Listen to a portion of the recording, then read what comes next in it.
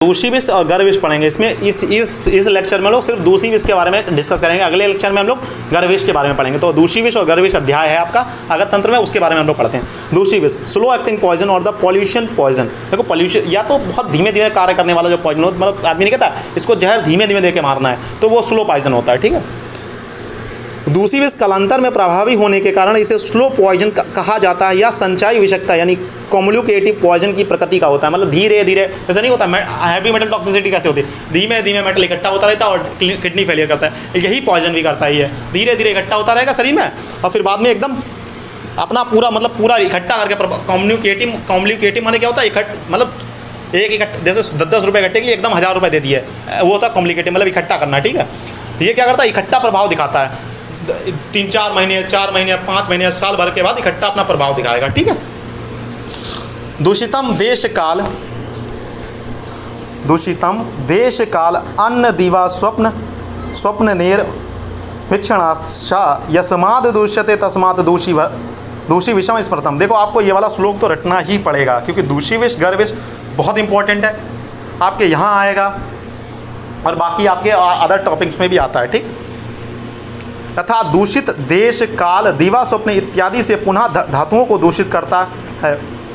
इस कारण इसे दूषी विष कहते हैं। देखो दूषित काल हो गया या दूषित देश हो या दिवा स्वप्न अगर तुम करते हो आदि कार्य करते हो तो उससे क्या होता है, धातुएं हमारी दूषित हो जाती हैं। धातुएं दूषित होने के कारण इसे दूषी विष कहा गया, मतलब हमारी धातुओं को दूषित कर रहा है इसलिए इसे दूषी विष कह रहे हैं। ठीक है, दूषी विष का स्वरूप स्थावर जांगम अथवा कृत्रिम विषों का वह अवशिष्ट अंश जो पूर्ण रूप से शरीर से बाहर ना निकल पाया हो या पूर्ण रूप से पाचित ना हो पाया हो, विषगन औषधियों के अल्प प्रभाव का हो गया हो, अल्प गुणों वाला होकर शरीर में पड़ा रहता है, उसे दूषी विष कहते हैं। अगर जैसे मतलब कोई पॉइजन आपने खाया तो पॉइजन पूरी तरीके से शरीर से बॉडी से बाहर ना निकला, आराम से अंदर बैठा हुआ है और आराम से धीरे धीरे जैसे कोई बैक्टीरिया गई अंदर, आपने दवाई खाई पूरी तरीके से खत्म नहीं हुई, ठीक है, थोड़ी सी बैठी हुई है, फिर वो धीमे धीमे मल्टीप्लाई करके एक बड़ा रोग उत्पन्न कर देगी। इसी तरीके से पॉइजन भी होता है। थोड़ा पॉइजन है, फिर पॉइजन अपने जैसे सब्सटेंस को एक्युमुलेट करेगा आराम, फिर तुम खा रहे हो मेटल, जैसे हाईवी मेटल की मतलब फॉर्मुलेशन खा रहे हो, अगर हाई डोज में कोई भी आरोग्यवर्धनी बटी खा रहे हो तो क्या होगा, उसमें पारा धीमे धीमे इकट्ठा होता रहेगा।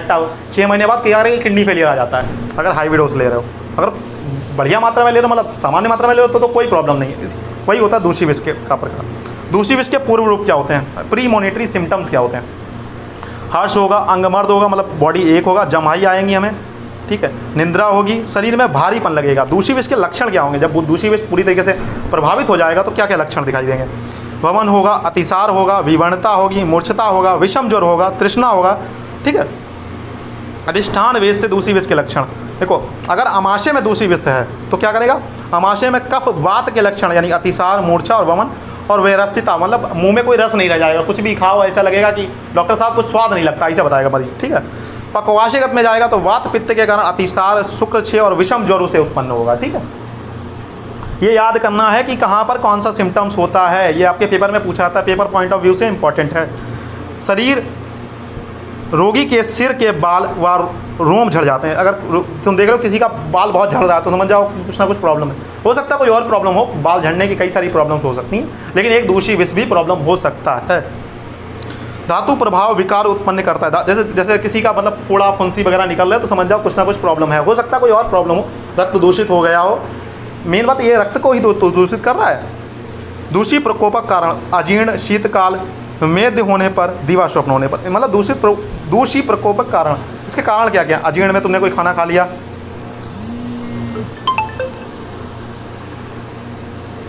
अजीर्ण में खाना खा लिया, ठीक है, दूषी प्रकोपक कारण अजीर्ण में खाना खा लिया, शीघ्र मेघ होने पर खा लिया, दीवा स्वप्न होने पर खा लिया।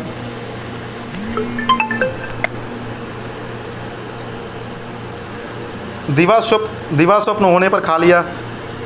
दूसरी भी उपद्रव क्या होता है, ज्वर, दहा, हिक्का, अनहा, अतिसार, वैप्थू माने कपकपाहट होती है। ठीक है, दूसरी विष की साध्य असाध्यता क्या करें, तुरंत सेवन किया हुआ साध्य होता है, 1 वर्ष पुराना याप्य होता है और क्षीण एवं अहितकर आहार के सेवनों से अगर क्षीण व्यक्ति बिल्कुल कमज़ोर हो गया है तो दूसरी विष असाध्य भी हो जाता है। दूसरी विष की हम लोग चिकित्सा कैसे करते हैं, स्वेदन करते हैं, वमन करते हैं, नित्य प्रति विष दूषी विषारी अगध का पान करना चाहिए। ठीक है, दूसरी विषादी अगत कैसे बनाया जाता है, पहले उसके बारे में थोड़ा बहुत पढ़ेंगे। तो क्या पिपली लेनी है, जटामासी लेनी है, लोद्र लेना है, छोटी इलायची लेना है, तोय लेना है, स्वर्ण गैरिक लेना है, कीर्तन लेना है और शावर लेना है, ठीक है। मधु मिलाकर सेवन करें तो दूषी विष नष्ट हो जाता है। आचार्य चरक के अनुसार दूषी विष द्वारा रक्त को दूषित होने पर या रक्त मिश्रित की अवस्था में सिरावेद एवं पंचकर्म चिकित्सा करनी चाहिए।